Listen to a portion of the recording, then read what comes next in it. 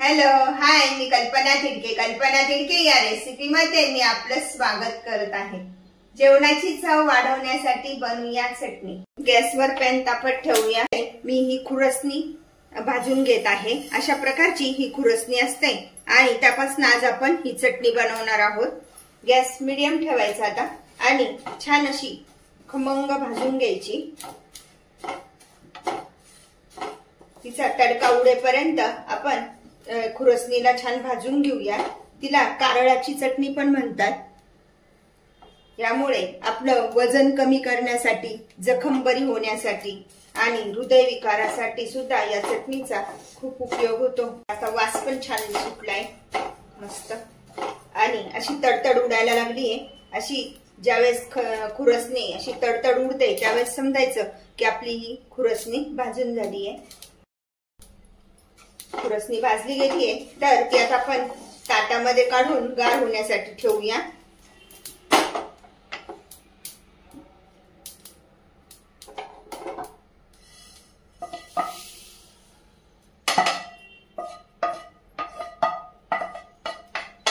आता त्याच पॅन मध्ये मी तीळ पण भाजून घेत आहे. तिळाची पण आपण आज चटणी बनवणार आहोत. तीळ सुद्धा आपल्या आरोग्यासाठी खूप हितकारक आहे. तिळामध्ये पण भरपूर प्रमाणात पोषक तत्वे, स्वाद आणि कुरकुरीतपणा, यामुळे या तिळाला खूपच महत्त्व आहे.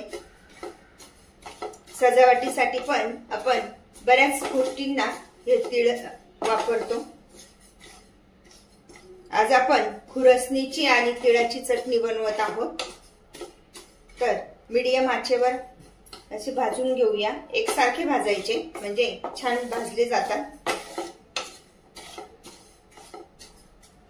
अशा प्रकारे आता तिळाचा पण कलर थोडा बदललाय.